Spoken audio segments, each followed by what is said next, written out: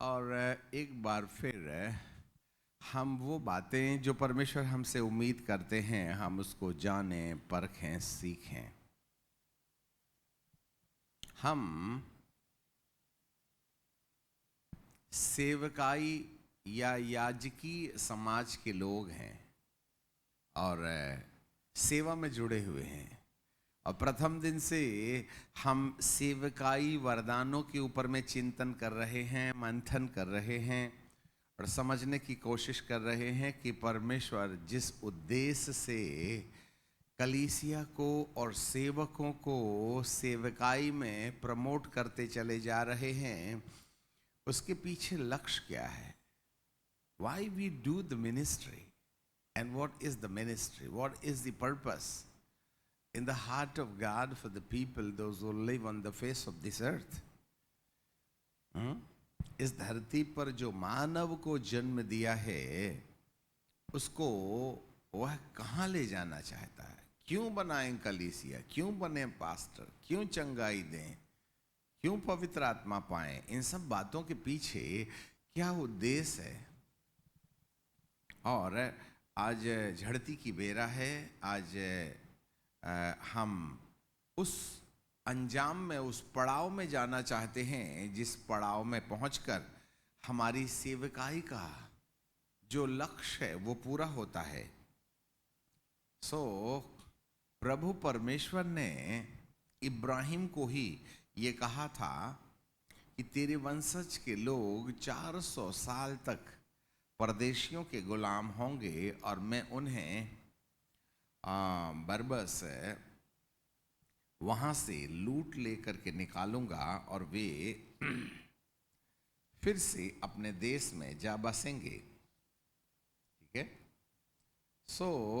ऐसे समय में परमेश्वर ने उत्पत्ति की किताब और उसका 15वां अध्याय, book of Genesis chapter 15 and verse on 1 में लिखा है ये है देश।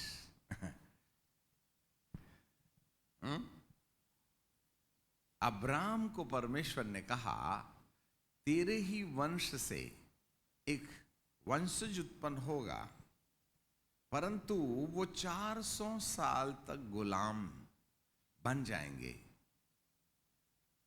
अभी पैदा नहीं हुई औलाद और गुलामी की कहानी। और परमेश्वर पिता ने उन्हें ले भी गया और वे वहां पहुंच गए। इब्राहिम से इज़हाक, इज़हाक से याकूब, याकूब के 12 गोत्र। और बाइबल कहती है कि इज़राइल में बड़ा भारी अकाल पड़ा। अब परमेश्वर को क्या जरूरत है इज़राइल में अकाल लाने की, ये तो उसके लोगों की जगह है ना। उसके बावजूद भी अकाल पड़ा।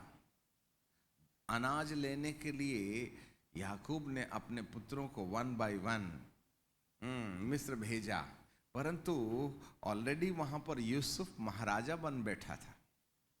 देखो खुदा बाप का इंतजाम। जो भी हुआ सब कहानी आपको मालूम है। एट लास्ट याकूब भी अपने घराने समेत मिस्र में चले गए और वो वहाँ मर गया, परंतु उनकी संतान गई थी 70, परंतु 430 साल में वह 22 लाख लोगों में कन्वर्ट हो गए, लगभग। ठीक है। तो परमेश्वर पिता ने वायदा किया था, वायदे में देरी हो गई। ये प्रॉब्लम परमेश्वर का नहीं था, परंतु मूसा की तैयारी का था। इसको ऑलरेडी हम बता चुके हैं। अब जैसे तैसे करके वो सब मूसा, वो सब 22 लाख लोग। अब याकूब के 12 थे, तुमसे 2 नहीं संभलते। तो वैज्ञानिकों का कहना है लगभग अप्रोक्सीमेटली 20-22 लाख लोग थे। जो 70 लोग 400 साल में कन्वर्ट हुए थे। इतना भारी प्रोडक्शन था। अब परमेश्वर को वहां से उनको लाना था, निकाल के लाया। परंतु परमेश्वर ने उनके लिए सीन नाम जंगल, जो 2.5 महीने तक, 2 महीने, 2 से 2.5 महीने के दरमियान वो सीन नाम जंगल में पहुंच गए। ठीक है, वहां से 40 डेज का रास्ता था सीन नाम जंगल से। और 12 गोत्रों के 12 प्रतिनिधि कनान देश जाके सर्वे करके जाके लौट के 45 दिन में आ गए, मतलब 20 दिन में गए, 20 दिन में वापस आ गए।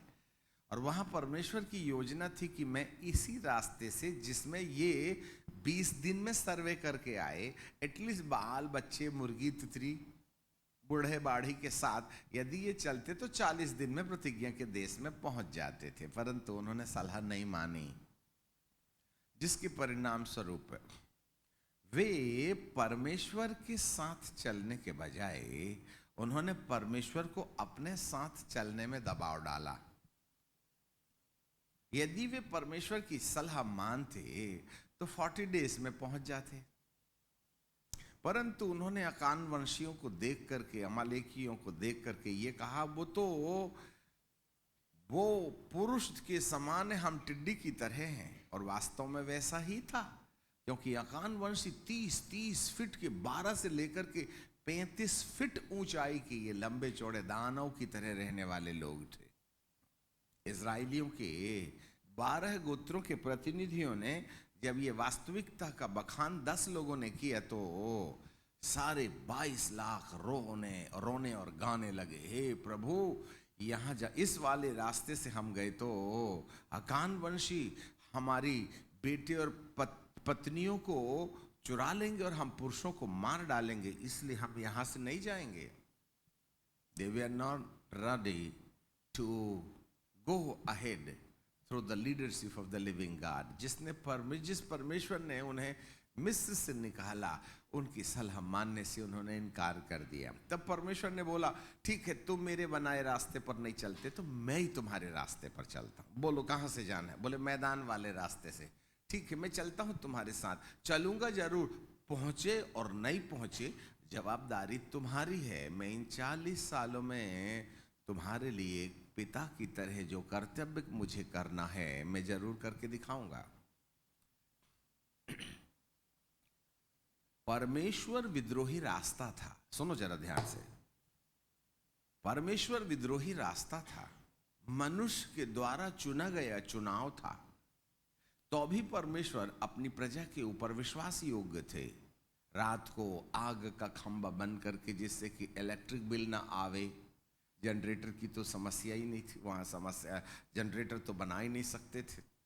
और आग में दिन में बादल का खंभा बंद करके एसी टेम्परेचर परमेश्वर देते रहे और उन्हें 40 साल तक मन्ना, क्योंकि सीन नाम जंगल में ना इनकी रोटी खत्म हो गई थी, जितना लाए थे खलास 2 महीने में। पर अब समस्या, और इसी जंगल के करीब करीब आसमान से खुदा ने मन्ना बरसाना शुरू किया था।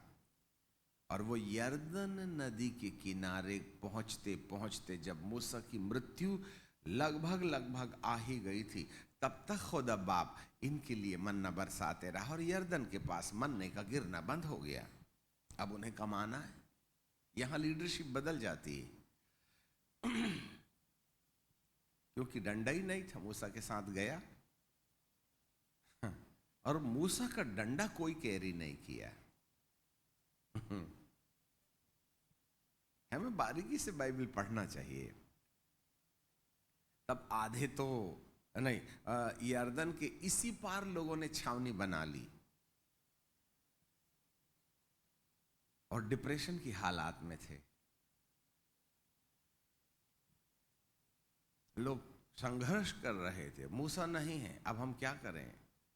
यर्दन के पार, और उस तरफ देखो तो ये सारी टीम वहां पर है, केनियों, कनिज्जियों, कदमोनियों, हित्तियों, परिज्जियों, रपाइयों, एमोरियों, कनानियों, गिरगेशियों, यबूसियों, इतनी ढेर सारी प्रजाति वहां है।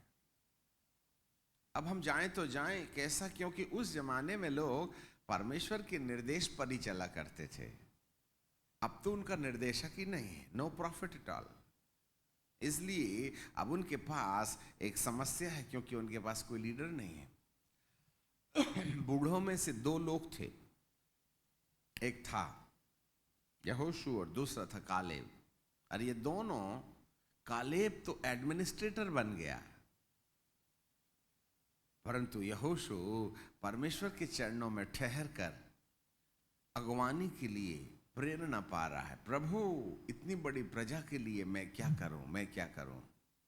और वेकांत में रोज परमेश्वर की उपस्थिति में जाता, ध्यान मनन में लग गया। और कालेब जो है एडमिनिस्ट्रेशन करने में लग गया। इतने ढेर सारे लोग थे, उनको तितर बितर होने से बचाने का वो प्रयास करते रहे। एट लास्ट हुआ ये कि परमेश्वर ने यहोशू को दर्शन दिया, उठ। यहोशू उठ खड़ा हुआ। डिप्रेशन में पहाड़ में प्रार्थना करने गया था। ध्यान देना, हाँ, बहुत हर लाइन में, हर घटना में बड़ा रहस्य है। डिप्रेशन की दशा में गया था यहोशू पहाड़ में परमेश्वर से बात करने के लिए, क्योंकि उसको ना मूसा के साथ रहते रहते परमेश्वर से बात कैसे करते हैं उसको मेंटली आइडिया था, परंतु पर्सनल प्रैक्टिस नहीं थी उसकी। उसको मालूम था दिमाग खराब हुआ तो गया मूसा, जनता से, भीड़ से अलग होकर के पहाड़ में चले जाता था। उसी चक्कर में यहोशू भी उसकी फिजिकल एक्सरसाइज कर रहे थे। कोई बात नहीं, स्पिरिचुअल नहीं हुआ, फिजिकली करते जाओ, एक न एक दिन स्पिरिचुअल इनकाउंटर हो गई होगा। मूसा की सामान लगा चढ़े, पहाड़ में चढ़ गया। कितने बार गया, कितने बार नहीं गया, ये तो आइडिया नहीं है, परंतु एट लास्ट एक दिन परमेश्वर उस पर प्रकट हो गए मूसा की तरह। वो तलवार लेके गया था, रखा होगा या गाड़ दिया होगा, व्हाटएवर।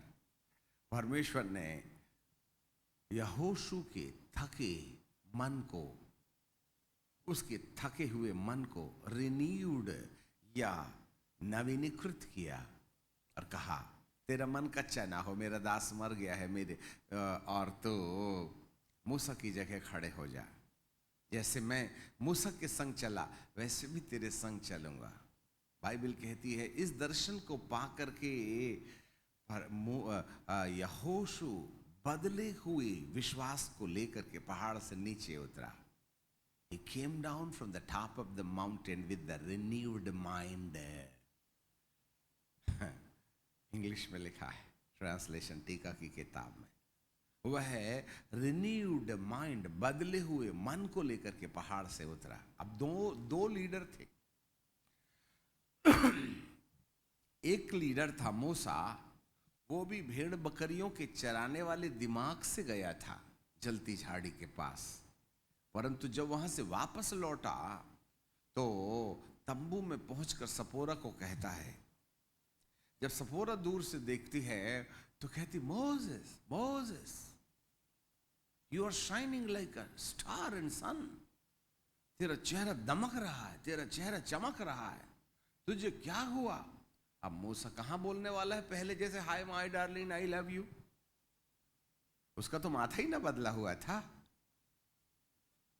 वो तो कह रहा था वहीं जाना पड़ेगा जहां पीएचडी मिली थी मेरे को भगोड़े की। My God. तो बहुत मनाया परमेश्वर को, उसने नहीं माना परमेश्वर, मजबूरन। इसलिए उसने एग्रीमेंट जरूर कर दिया था परमेश्वर। अब तू कहता है तो जाता ही हूं, अब जबरदस्ती चाहता हूं। तो तनाव में आया था वो, इसलिए उसके चेहरे में हंसी खुशी नहीं थी, गंभीरता थी। सपूरा समझ गई जरूर परमेश्वर ने इसके गाल में तमाचा दिया है। फिर उसने धीरे से बताया, वहीं जाना पड़ेगा। तू चलेगी क्या? हाँ चलूंगी। अब जो भेड़ बकरियां चराते चराते पत्थर जैसी हाथ उसके हो गए हैं, उसको तो कहीं भी ले जाओ, फर्क क्या है? एसी वालों को चिंता होवे, उसका तो सनेसी था, ठीक है कि नहीं? चल पड़ी। यहां यहोशू पहाड़ से नीचे उतरा, तब उसके अंदर भी ऐसा ही कुछ चैलेंज था। अब दो लीडरशिप है यहां पर, ध्यान से देखना। सारी पृथ्वी में परमेश्वर की बाइबल लिखी हुई है, ये तो है ही है, परंतु धरती में खुदा ने हर घटना के पीछे अपने मन को रचा के रखा हुआ है। चाहे अदन का बगीचा हो, चाहे जिस घटना से चले जाओ, हमें परमेश्वर के मन का परिचय मिल जाता है, और उसे ही परमेश्वर का वचन कहते हैं। The word of God is nothing but the word of God is the mind of God, plan of God, the way of God, the attitudes of God, the expectation of God, the commandment of God, the promises of God. यहां भी इस घटना से नए नियम की कलीसिया को परमेश्वर एक संदेश दे रहा है।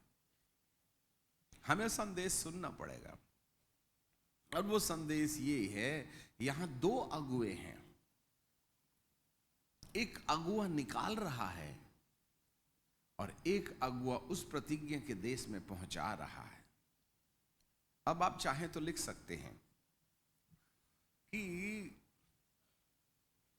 बंधुआई से प्रतिज्ञा के देश में अधिकार के बीच में 3 एपिसोड हैं। बंधुआई से आजादी और प्रतिज्ञा के देश में अधिकार के बीच 3 एपिसोड हैं, जिसमें से नंबर 1, मतलब आइडिया ले लो, नंबर 1 मिस्र देश से आजादी। अब इसको जरूर लिखो, मिस्र देश से आजादी, नंबर 1 मिशन। नंबर 2, मिस्र से प्रतिज्ञा के देश में प्रवेश के पहले तक की यात्रा, second mission.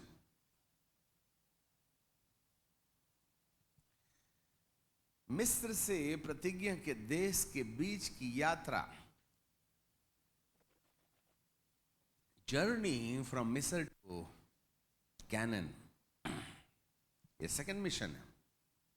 And third mission, प्रतिज्ञा के देश में प्रवेश और अधिकार, entering unto the promised land and having the authority over the promised land।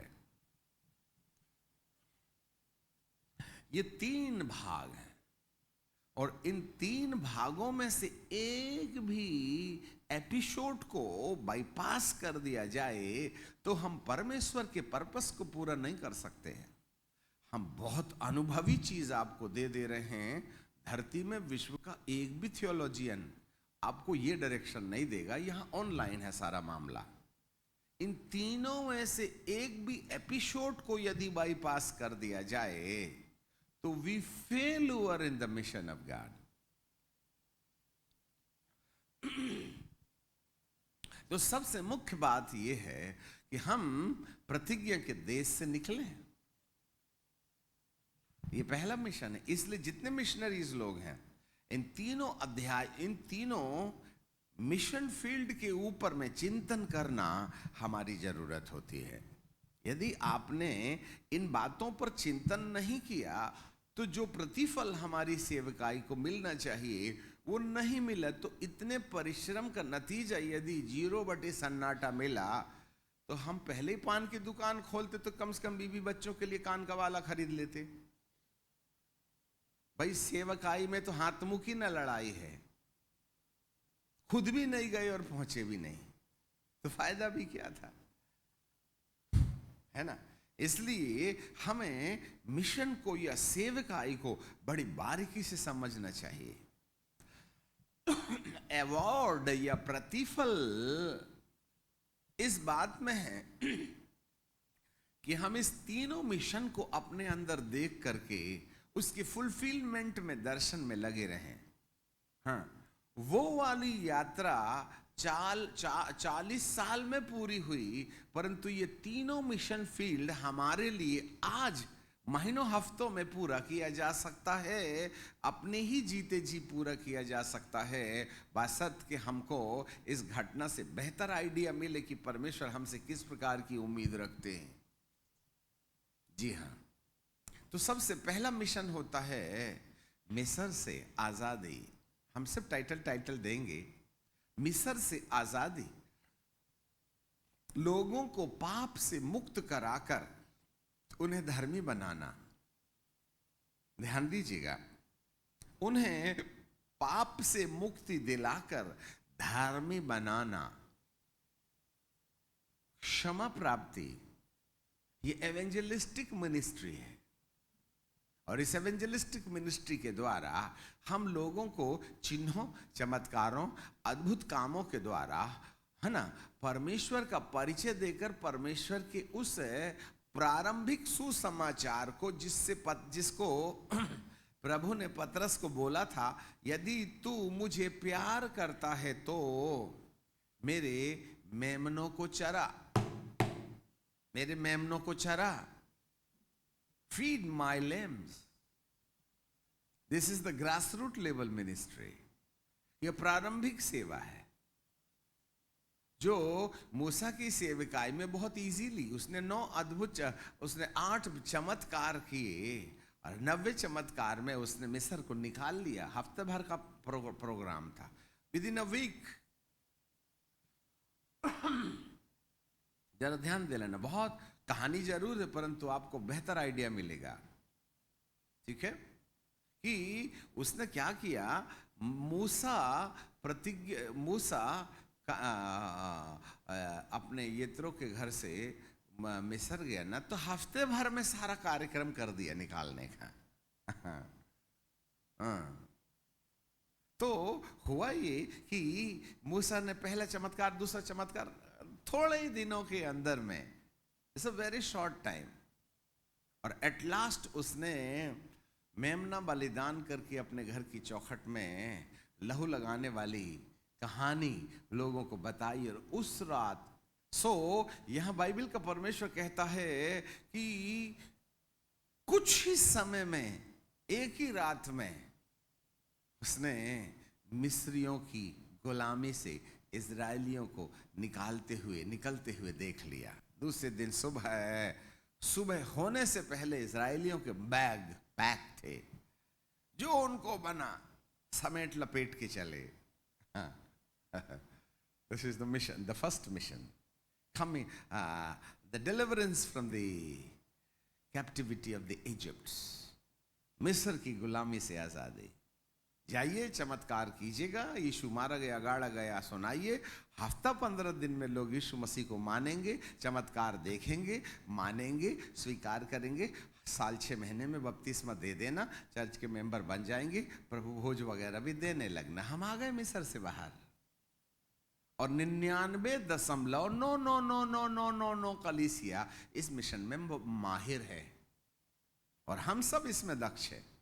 मैं समझता हूं यदि आप में से कोई सेवक है अन्य जातियों के बीच में, तो सबके पास, किसी के पास 10, 20, 50, 100, 200, 1000 ऐसे लोग प्रभु के पास में हैं जिनका नामो निशान चर्च के रजिस्टर में नहीं है, परंतु still they are the member of the universal church, right.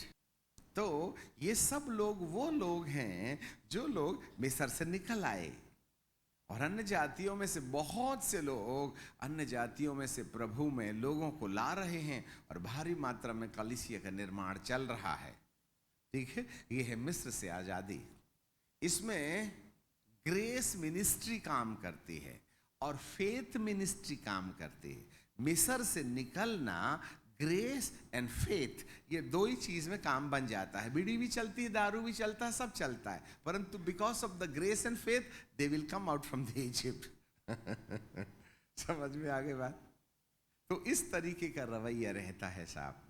अब निकल तो गए बेचारे, ये आए 2 दिन के बाद हर घंटे, क्योंकि अभी बाप जन्म तो कभी इतना पैदल नहीं ना चले थे, वो लोग पैदल ही पैदल चल रहे। तो सारे लीडर लोग, बच्चे लोग, बूढ़े लोग मूसा के पास आने लगे और कहने लगे, दादू दादू कब पहुंचेंगे जहां परमेश्वर का घर है? हमारा देश कहाँ है? हम कब निकलेंगे भैया, काका, मामा, पता नहीं क्या क्या बोलते थे। हर प्रकार का नाम लेके मूसा के पास गए, कब पहुंचेंगे, कब पहुंचेंगे, कब पहुंचेंगे, कब पहुंचेंगे। और एट लास्ट 3 दिन के बाद जब सुखकोत के जंगल में पहुंचे तो लाल समुंदर आ गया। दोनों तरफ पहाड़ियां, सामने में समुद्र, और पीछे से फिरौन की सेना धूल उड़ाते हुए चली आ रही है। डग डग डग डग डग डग डग डग डग डग डग डग। परेशान हो गए बेचारे। मूसा मूसा मूसा मूसा, देख इधर पानी, इधर पहाड़, पीछे देख। सब लगे पत्थर लेकर के मूसा के पास, तूने यहीं हमको लाया था मार डालने के लिए। मतलब 3 ही दिन में सामने वाला, 2 पाटन के बीच में साबुत बचे न कोई वाला मामला। उधर खुदा दे रहा है बत्ती, इधर इजरायली दे रहे हैं। इसलिए लीडर बनना तो होश हवास में बनना। बड़ी मारती है कलीसिया, और खुदा भी जीने नहीं देता है। न जी सकते हैं न मर सकते हैं। It's not a easy job. यदि सच में सेवक हो तो नौकर, मिशन की नौकरी वालों को कोई टेंशन नहीं। पहली तारीख आ गई, दे दे सपोर्ट, अब हम चलते हैं। जिसको जहां जाना है वहां जाए, मरने दे बुढ़ा को, हम कब्रिस्तान पहुंचा देंगे। That is the mission. परंतु यदि सच में बुलावा वाली सेवा है तो बहुत दिक्कत है। ठीक है, परमेश्वर पिता ने एट लास्ट उनको निकाला। तो 3 दिन के बाद चलो ठीक है, हाँ अच्छा लगा है ना। मारा डंडा एक, समुद्र में तो फट गया बेचारा। 2 रास्ता निकला, और निकला वो तो पीछे से आग का खंभा बन के परमेश्वर खड़े हो गए और कहते हैं ठहरो, पहले मेरी जनता को जाने दो, अभी रेड सिग्नल है, फिर तुम्हारे लिए ग्रीन बनाऊंगा। तो सारे इजरायली लोग निकले लाल समुद्र पार करके, भागो भागो भागो, भागते गए। मूसा देख रहा है, ठीक है हाँ। फिर आखिरी में मूसा यहोशू भी दौड़ के गए, सब निकल गए ना, हाँ ठीक है। तब जब आखिरी आदमी मूसा था, तब उसने डंडा उठाया, हे प्रभु रेड सिग्नल को अब ग्रीन कर सकते हैं, अब अगली ट्रैफिक आने दे। तो दूसरी ट्रैफिक शुरू हो गई, बड़ा रश था। ठीक है, अब मिस्री लोगों ने बोला चलो, मूसा के बाद फिरौन की सेना भी इसी तरीके से वहां जा पड़ी। तब मूसा ने डंडा क्या उठाया, बेचारे वो ना पानी, इधर इधर परमेश्वर ने आग का खंभा हटा लिया, और जैसे ही आग का खंभा हटाया, वैसे क्या हुआ मालूम है आपको? मिस्री लोग कहने लगे चलो चलते हैं अपन भी इनका पीछा करते हुए। तो वे गए जरूर, उनका ये गए थे बपतिस्मा लेने, इनका बप तो हुआ परंतु तिस्मा नहीं हुआ ना। ये गए जरूर परंतु निकल के आज तक नहीं आए। परमेश्वर ने यहां से मिस्र का नाता इजरायलियों से हमेशा के लिए तोड़ दिया। अब इन्हें भगदड़ मचाने की जरूरत नहीं है। एक बार बपतिस्मा क्या ले लिए, एक बार परमेश्वर ने तुम्हें धर्मी क्या बना दिया, भारी मात्रा में भूत लोग तो उल्टे घर चले जाते हैं, और नहीं तो वहीं रुक जाते हैं हमेशा के लिए। यदि मैं बपतिस्मा की सच्चाई बताऊं ना, तो आप दिन में 4 बार बपतिस्मा लेने के लिए आइएगा। क्योंकि भूतों को यही दफन करते हैं। इसलिए आज भी उनकी हड्डियां और उनके रिक्शे के पैर चक्के मिल रहे हैं वैज्ञानिकों को। ठीक है, अब वो फ्री हो गए बेचारे, बपतिस्मा हो गया, कलीसिया आ गई। अब चलिए, अब वहां उन्होंने प्रभु भोज खा लिया। उन्होंने अख़मीरी रोटी का पर्व मनाया। अख़मीरी रोटी का पर्व मनाने के बाद मूसा ने कहा, हे परमेश्वर अब क्या करें? बोले चलो, यहां से दूसरी मिनिस्ट्री शुरू होती है। बपतिस्मा देना बहुत आसान है, चर्च का मेंबर बनाना बहुत आसान है। पहले हफ्ते में प्रभु भोज दे करके उन्हें आइडेंटिफाइड करना कि ये हमारी कलीसिया के सदस्य हैं, बहुत अच्छा लगता है। परंतु अब यहां से हमारा दूसरा मिशन शुरू होता है, सेकंड मिशन। अब यहां से रवानगी लेनी है प्रतिज्ञा के देश तक। अब आपको सेकंड मिशन पर ध्यान देना पड़ेगा, और इस मिशन के अंतर्गत लोगों को जो परमेश्वर मूसा को बोल रहा है और मूसा जिस रास्ते पर चल रहा है उस रास्ते पर चलना सिखाना, ये मूसा की दूसरी सेवा है। अब यहां सबसे बड़ी कठिन बात है ये लोग, मूसा तो चल पड़े, मूसा को परमेश्वर बोल रहा है आगे चलो, दायां चलो, बायां चलो। आखिरकार घसटते पिसटते अपना घात बना बना के जो मिस्र से उन्होंने लाया था, सीन नाम जंगल तक पहुंच गए। वहां तक भी पहुंचने में इनको काफी दिक्कतों का सामना करना पड़े। और इन सारे समयों में मूसा सारे इजरायलियों का टारगेट बना रहा, क्योंकि वो बार बार मूसा के कहने से निकले थे। इसलिए पत्थर मारने के लिए परमेश्वर नहीं, मूसा एकमात्र आखिरी निशाना था जिस पर वे निशाना साध सकते थे। और यहां आधे से पादरी लोग कलीसिया छोड़ के भाग जाते हैं। यदि कलीसिया परमेश्वर की सलाह मानने वाली हो गई, लिसन मी केयरफुली, यदि कलीसिया सलाह मानने वाली हो गई तो 2.5 महीने के अंदर जो अनाज वो मिस्र से लेके आए थे अभी भी कुछ बचा हुआ था। और यदि वे यहां से परमेश्वर के द्वारा निर्धारित रास्ते पर चलते तो 20 दिन में वे प्रतिज्ञा के देश कनान में पैदल ही पैदल वाली रास्ता में पहुंच सकते थे। यहोशू और कालेब ने कहा, यकान वंशी अमालेकी सब हमारी रोटी बन जाएंगे, हम उनको खा लेंगे, इसलिए तुम्हारा मन कच्चा ना हो, परमेश्वर की बात मानो। परंतु उन्होंने पथरवाह करके मूसा, यहोशू और कालेब को एक तरफ किया, मारो। जो परमेश्वर के द्वारा अभिषिक्त सेवक सही दर्शन में ले जाए जाते हैं, सही दर्शन में जिन्हें परमेश्वर खड़ा करता है, वे बिना बदनाम हुए इनाम नहीं पाते हैं। याद रखिएगा, it's not a comfortable ministry. खुदा की सुनना ही लोगों को बताने के बाद कलीसिया से फत्तर खाना तय है। तुम कितने बड़े साधु और महासाधु हो जाओ, दार्शनिकों को परमेश्वर का निर्देश पाकर निर्देश देने वालों को कलीसिया उनके सिर के बाल काले नहीं रहने देगी, उसका रंगा देगी, लाल बना देगी।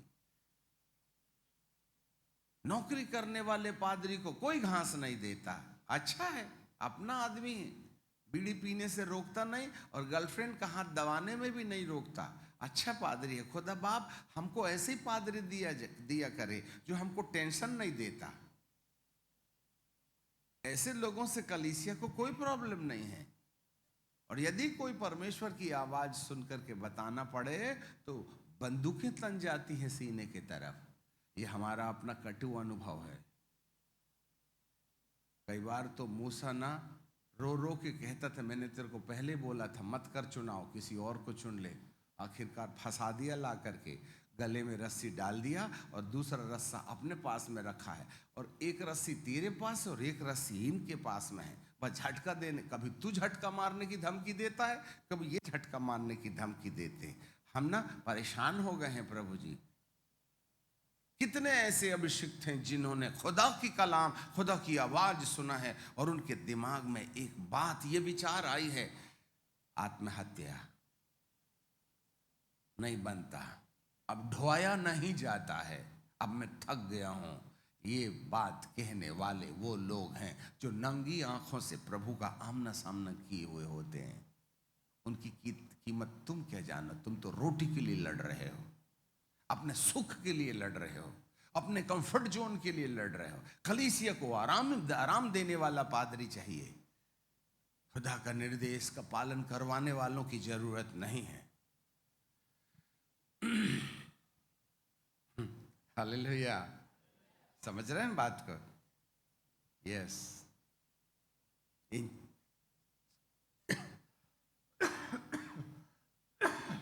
2 महीने की यात्रा में वे सुक्कोत के जंगल, नहीं, वो सीन नाम जंगल में पहुंच गए। सलाह नहीं मानने से सारे इजराइली मूसा के ऊपर टूट पड़े। अब बाइबल का परमेश्वर कहते हैं यहोवा का तेज आसमान से जमीन पर खड़ा हो गया। यदि खुदा का तेज मूसा के बीच और इजराइलियों के बीच नहीं आता ना, तो ये वहीं कब्रस्तान बना देते जैसे खुदा ने वहां कब्रस्तान बनाया था। इजराइली उसकी कब्रस्तान बनाना चाह रहे थे। बहुत डेंजर है ये। एट लास्ट परमेश्वर ने कहा मूसा मूसा इजराइलियों के बीच से हट जा, मैं पल भर में इनको नाश कर दूंगा। तब मूसा परमेश्वर के सामने खड़ा हो गया, ऐसे जैसे अब्राहम उन 3 दूतों के सामने खड़ा था। आखिरकार परमेश्वर को मानना पड़ा। तब परमेश्वर कहते हैं ठीक है, हम तुम्हारे साथ चलेंगे। वैसे जब यहोवा ने मार डालने की बात कही, तब इजरायली लोग पहाड़ पर चढ़ने लगे और कहने लगे मूसा अब हम जाएंगे तो यहीं से जाएंगे। तब मूसा ने कहा देखो मत जाओ, एक बार परमेश्वर को तुमने नाराज कर दी हो, अब मत चढ़ो। पहले विलिंगली जाना था, अब फोर्सफुली जाने में मजा नहीं है। आखिर दुश्मन आए और उनको पहाड़ों में ऐसा मारा कि बहुतों को मौत के घाट उतार दिया। देखो परमेश्वर की बात मानना तो विलिंगली मानना, फोर्सफुली मानोगे तो दुश्मन तुम्हें नहीं छोड़ेगा, क्योंकि हमारा परमेश्वर शांति का परमेश्वर है और वह स्वेच्छा से उसके पीछे चलने वालों पर अपनी दया करता है। यदि कोई जबरदस्ती तनावपूर्ण और दबावपूर्ण यदि पहाड़ पर चढ़ने की कोशिश करेगा तो मार खाएगा। बहुत से इजरायली लोग बरबस पहाड़ में चढ़ गए। मूसा अब हम जाएंगे तो यहीं से जाएंगे, तू चले और मत चले, हम खुद ही चढ़ जाएंगे। अरे मत चढ़ो रे, वापस आ जा, खुदा तुमसे नाराज है। अभी डर गया और ऊपर चढ़ रहा है, चल नीचे उतरा, नहीं उतरते जाओ। हम ऐसे विश्वासियों को अपनी कलीसिया में इनकार नहीं कर सकते जो पादरी से आगे चले जाते हैं, और ऐसे ही लोग कलीसिया तोड़ते हैं। समझ रहे हैं बात? इसलिए बेचारा पादरी कहीं ना कहीं अकेले में रोता है, क्योंकि जिद करने वाले विश्वासी अंदर आ गए हैं। इन सब के लिए तैयार रहिए आप, इन सब के लिए तैयार रहिए। हम जैसे ज्ञानी संत महात्मा जो समझ रहे हैं आप हमको, हमें भी लोगों ने ना 25 किलो पुट्ठे का मांस चोरी करके ले गए, हड्डी छड्डी है पुट्ठे में।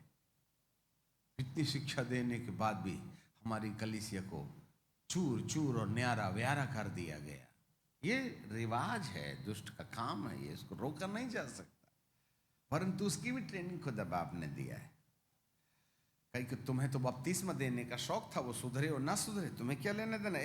आप बपतिस्मा ले, सुधरना बाद में, बीड़ी पे है बाद में छोड़ देना। हम इजराइलियों के साथ साथ मिस्रियों को भी ले आते हैं साथ में, फिर वो गले की हड्डी बन जाते हैं, फिर बनाते हैं बछड़ा और तुम्हारे नाक का पसीना निकाल देते हैं। तुम्हें तो बपतिस्मा देने का शौक था। यूहन्ना बपतिस्मा देने वाले ने ऐसा नहीं किया। आए थे पुलिस वाले, अंकल हमको भी बपतिस्मा दे दो।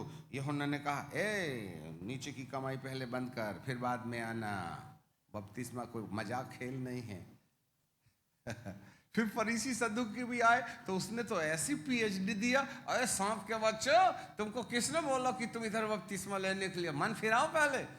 चले आए, पता नहीं कहां कहां के दलिद्दर चले आते हैं पीएचडी लेकर के। नहीं दिया भाई साहब, हम होते तो तू अरे बाबा अच्छा पढ़ा लिखा, बाद में वकील है, काम पड़ेगा अपने को। बिना सुधरों को कलीसिया में बुलाना ही अपने लिए गले में रस्सी फंदवाना है। सावधान, संख्या मत बढ़ाना, बाद में यही संख्या तुमको बंटवारा कर लेगी। क्वांटिटी प्लस क्वालिटी, इसलिए एपोस्टोलिक अंडरस्टैंडिंग होना चाहिए। भीड़ से खुश मत रहो। आज लोग भीड़ इकट्ठा करने वालों की नकल कर रहे हैं। अरे उसकी कलीसिया में इतने लोग हैं, अरे बाप रे उसकी कलीसिया में इतने लोग हैं, पर उसमें से जाने वाले कितने हैं ये भी तो बताओ। 90% तो चिचरी करने आए हैं वहां पर। अरे उसका मॉडल देखो, उसके पास इतने हजार हैं। वो तो साल 6 महीने के बाद में 1000 क्या करेंगे सामने वाले के, तो तुम इतिहास में देखना। Quantity plus quality. योग्यात्मक कलीसिया का निर्माण प्रभु ने मिस्र से प्रतिज्ञा के बीच में इस क्वांटिटी को क्वालिटी में कन्वर्ट करने का मिशन रखा है। ये जो सेकंड मिशन है, देखो पहले मिशन में तो भीड़ भड़क का आ गई, सब एरा गैरा नथु खेरा हिब्रू सब चले आए, साथ में उनके बॉयफ्रेंड गर्लफ्रेंड भी चले आए मजबूरन, क्योंकि हम ही ने लिवा लाए थे। ये हमारा डीएनए है। यीशु को ग्रहण करने के बाद भी हमारी आदत नहीं जाती है। जरा सुनना अच्छे से, यीशु को ग्रहण करने, बपतिस्मा लेने और पवित्र आत्मा पाने के बाद भी हमारी आदतें जो उद्धार के पहले हुआ करती हैं ना, वो आदतें नहीं जाती हैं। हालेलुया, समझ रहे हैं बात को? That is called DNA. DNA का मतलब होता है पैतृक गुणों की समानता। पूर्वजों के लक्षण हमारे जीवन में पाए जाते हैं, पैतृक गुणों की समानता। जैसे पिता हैं, हमारा पिता कौन था पहले? अरे हमारा पिता कौन था पहले? शैतान। सीधे सीधे बोलो ना, तुम झूठ बोलने वाले अपने पिता शैतान से हो। अब विश्वासी बनने के बाद नहीं बोलते क्या? जगह बदल गई तो क्या होगा? बाप तो वही है। अच्छा पढ़ ही लीजिएगा, नहीं तो आप बोलोगे ये फिकोलॉजी है। यूहन्ना रचित सुसमाचार, यस, यूहन्ना रचित सुसमाचार उसका 8वां अध्याय और उसका 44वां पद, यहां ऐसे लिखा है, 8:44, जॉन चैप्टर 8 एंड वर्स 43। क्या मेरी बात क्यों नहीं समझते? इसलिए कि मेरा वचन सुन नहीं सकते। तुम अपने पिता शैतान से हो और अपने पिता की लालसा पूरा करना चाहते हो। वह तो आरंभ से हत्यारा है और सत्य पर स्थिर न रहा, क्योंकि सत्य उसमें है ही नहीं। और जब वह झूठ बोलता है तो अपने स्वभाव से बोलता है, क्योंकि वह झूठा है, वरन झूठ का पिता है। जो हम बोलते हैं तुम अपने पिता शैतान से हो, लो साहब, बपतिस्मा भी ले लिया, झूठ भी बोलते हैं। अब मैं यहां जाऊंगा, बालाघाट जाऊंगा, तो वहां जाने के बाद 6 दिन यहां थे, तो पूछते हैं अंकल जी कैसी रही मीटिंग? अरे पावरफुल मीटिंग। कितने लोग आए थे? हजारों आए थे। अब मुझे 1000 और 150 में अंतर नहीं समझ में आता क्या? अब हो गई सर्दी और गला ना ऐसा कर रहा है एक पेशेंट, और इन्होंने प्रार्थना कर दी।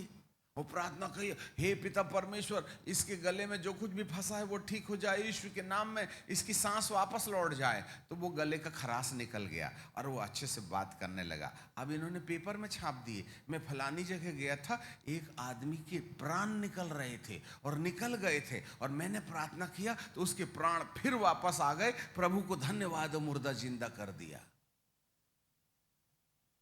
अब ऐसी ऐसी फिकोलॉजी वाली गवाही तो हम देते हैं। जब किसी बेचारे को कल खांसी और तुमने उसको बना दिया मुर्दा, इसलिए कहर गिरता है इस प्रांत में। We are hypocrite. मिलेगा, कान धर के सुन लेना, सुधर जाने में ही वे आपकी भलाई है। This is the prophecy of God. जिसको मक्खन लगाना है वो लगाते रहे। तुमको क्या लगता है ऊपर वाले को मोतियाबिंद हो गया कि भंग खा के सोया है स्वर्ग में? हमारे देश की कलीसियाएं, प्रांत की कलीसियाएं डेंजर जोन में खड़ी हैं। ये एक महानदी के बीच में, एक पहाड़ से दूसरे पहाड़ के ऊपर, तार के ऊपर में ये कलीसिया यूं यूं यूं यूं कर रही है, ऐसा ऐसा सर्कस दिखा रही है। पता नहीं कब हवा में झोंका खा के नीचे गिरेगी, समझ में नहीं आएगा। हमें इस देश के लिए, इस प्रांत के लिए दुआ करना चाहिए। यहां से जो हिपोक्रेसी है मसीही समाज के अंदर में, मिशन एजेंसीज के अंदर में खुदा उन पर रहम करे कि वे बदल जाएं। निकलना बहुत आसान है, परंतु इस रास्ते से निकले हुए लोगों को पहुंचने के लिए जो डिसिप्लिन मेंटेन करना है, इससे हड्डी का भी पसीना निकल जाएगा। कई बार लोग कहते हैं अंकल जी आप खड़ा खड़ा बोलते हो। मैं बोला बाइबल में आड़ा लिखा ही नहीं है, सभी खड़ा लिखा है, तो मैं जो लिखा है वही ना बता रहा हूं। समझ रहे हैं बात? यदि हम में से कोई उलझा है तो यीशु आने के पहले बदल जाने से आपकी जिंदगी का एक नया अध्याय शुरू हो सकता है। धार्मिकता को पेट भरने की कमाई ना समझें, परमेश्वर से भय खाएं, डरें उससे, जिससे कि परमेश्वर हमें कहीं ना कहीं अपनी महिमा के लिए काम में लेकर के आने पाए। जी हाँ, हमारा डीएनए गया नहीं। तुम झूठ बोलने वाले अपने पिता शैतान से हो।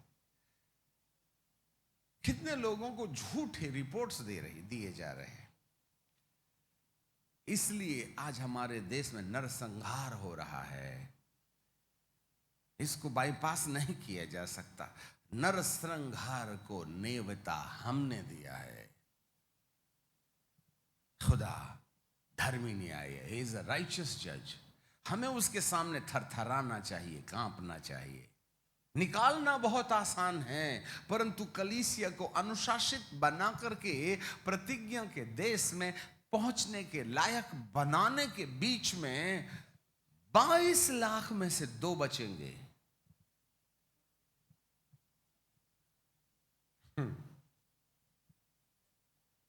22 लाख में से 2 बचेंगे, क्योंकि बाकी लोगों को हम डिसिप्लिन नहीं कर पाए, हम परमेश्वर के आज्ञाकारी नहीं बना पाए। ये सेकंड मिशन में 99.9999 मिशन एजेंसीज फेलुअर हो गई। और जब से फुकट का मन्ना ऊपर गिर रहा है, जब तक मन्ना नहीं गिरा था तब तक हर एक इजरायली जाके कहता, दादू दादू हम कब पहुंचेंगे, दादू दादू अंकल कब पहुंचेंगे, कब पहुंचेंगे, कब पहुंचेंगे। और जब से मन्ना गिरने लगा ना, तो सब दादू को भी भूल गए, मन्ना बटोरने में लग गए। अब हम यहीं अच्छे हैं।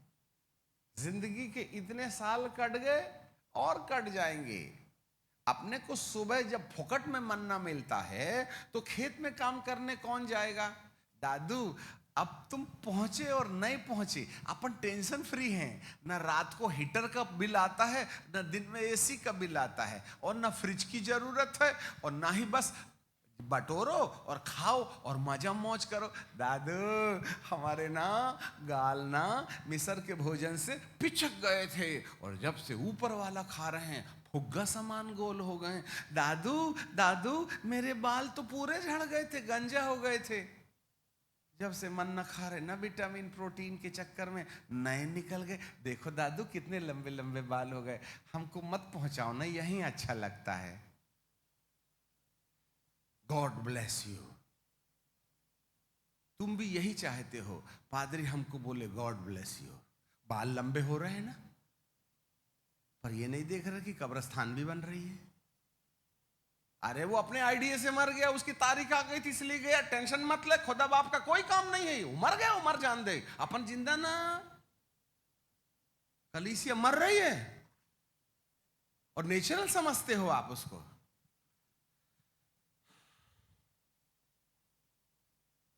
आज हम सुबह भाई के साथ में दर्शन में बातचीत कर रहे थे। प्रभु के दास और हम दोनों एक बड़ी भारी नदी क्रॉस कर रहे हैं। भयानक पानी है बाढ़ में। आगे जाते जाते हमारा भी नौका डगमगाया और हम दोनों भाई नदी में गिर गए। किनारे खड़े कहने लगा गिर गए, बचाने जा रहे थे, मरने की तारीख तुम्हारी आ गई। उपहास। बड़े मुश्किल से तैर तो रा करके हम किनारे आए। और जब किनारे आए तो चारों ओर देखा, हर बस्ती में पानी भरा हुआ है और पूरी बस्ती डूबी हुई है। तब दार्शनिक घर में जाता है, चारों तरफ घर के पानी था, परंतु पानी के उस घर के चारों तरफ बाढ़ का पानी भरा था, परंतु घर अंदर में सूखा था। ये एक बड़ा आश्चर्य कारण है। परंतु जब घर के अंदर देखा तो जितने उस घर में रहते थे वो सब मरे हुए थे। वो पानी से नहीं मरे, उनका घर सूखा था, फिर भी वो मरे थे। और हम डेड बॉडी निकाल रहे हैं।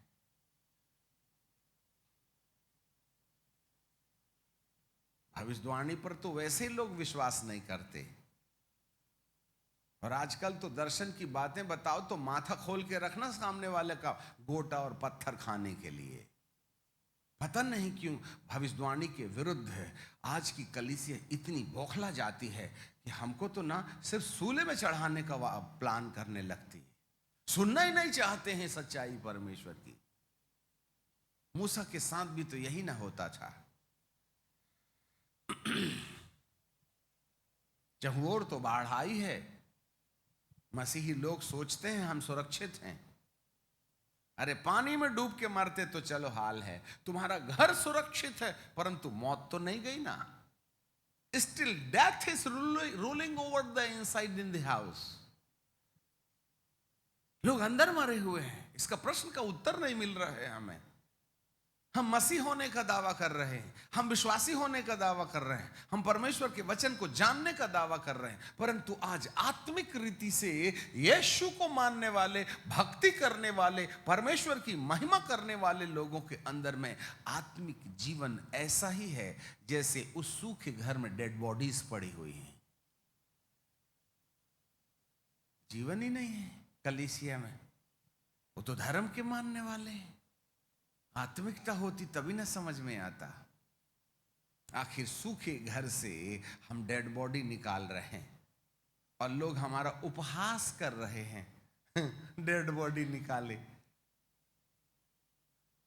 फिर दूसरी तरफ में आग लगी हुई है, लोग जल रहे हैं। प्रभु के दोनों दास कूद पड़े आग में और आग में से झपट झपट करके निकाल रहे हैं। ये आग अन्य जातियों के लिए है और ये सूखा घर ईसाइयों के लिए है। वहां भी मौत है और यहां भी मौत है। यदि आज यीशु मसीह आ जाए ना, तो आप में से कौन कह सकता है कि मैं यीशु के संग जाने तैयार हूं? किसी को यीशु के आने की फिक्र ही नहीं है। सब अपना टेरिटरी यहां बना रहे हैं। ये मेरी मिनिस्ट्री, ये मेरी मिनिस्ट्री, ये मेरा, ये मेरा, वो सब तुम्हारा। तो प्रभु का गया कहां? कोई तो उसका राज्य बनाता, तुम अपने से राज्य बनाने को लिखे। आमोस सिंह मिनिस्ट्री, अमकी मिनिस्ट्री, ढमकी मिनिस्ट्री। अरे कोई तो जीसस मिनिस्ट्री होती। हम भी तो बेवकूफों की लिस्ट में हैं। अपना ही परिचय दिए जा रहे हैं। कोई तो उस मालिक का भी परिचय दे देता। अपनी संस्था के लिए जान दे भी रहे हैं और ले भी रहे हैं। For whom you are establishing the kingdom? किसका राज्य है ये? हालेलुया। समझना तो पड़ेगा, कोई बात नहीं। ये एक भारी कठिन रास्ता है, मिस्र से लेकर के प्रतिज्ञा के देश तक। अब यहां होगा क्या? यहां होगा ये कि ये जब क्वालिफाइड हो जाएंगे तब इनको प्रतिज्ञा के देश में प्रवेश करने का मौका मिलेगा। और जो डिस्क्वालिफाइड हो जाएंगे वो यर्दन के इसी पार रह जाएंगे।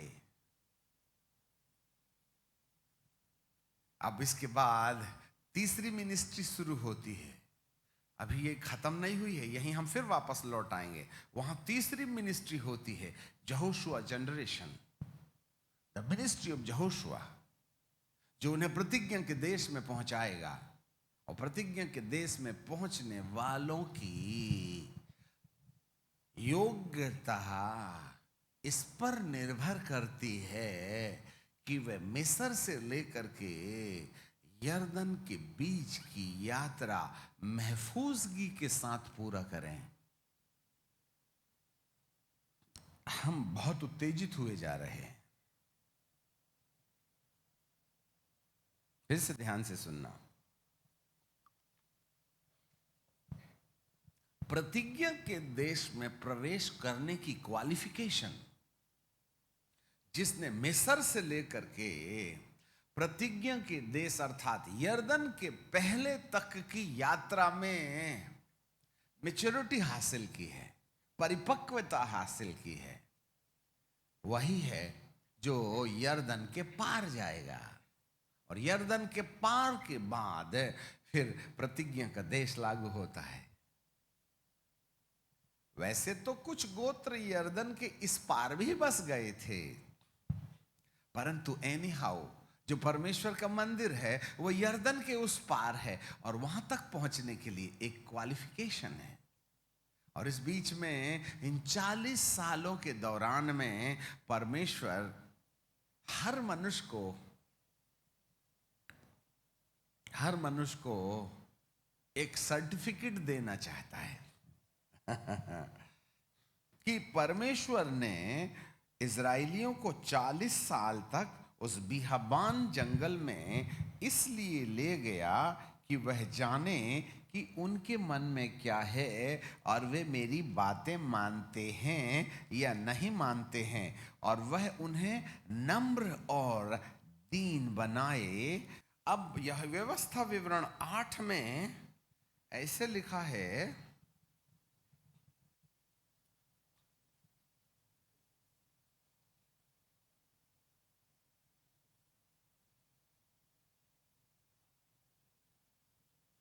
व्यवस्था विवरण 8 का 2, स्मरण रख कि तेरा परमेश्वर यहोवा उन 40 वर्षों में सारे जंगल के मार्ग में से इसलिए ले आया कि वह तुझे नम्र बनाए। अंडरलाइन प्लीज, वह तुझे नम्र बनाए और तेरी परीक्षा करके यह जान ले कि तेरे मन में क्या क्या है और तू उसकी आज्ञा का पालन करेगा व नहीं। उसने तुझे नम्र बनाया, भूखा भी होने दिया, फिर वह मन्ना जिसे तू न तेरे पुरखा जानते थे वह तुझे खिलाया, इसलिए कि वह तुझको सिखाए कि मनुष्य केवल रोटी से जीवित नहीं रहता, परंतु जो जो वचन यहोवा के मुख से निकलता है उससे जीवित रहता है।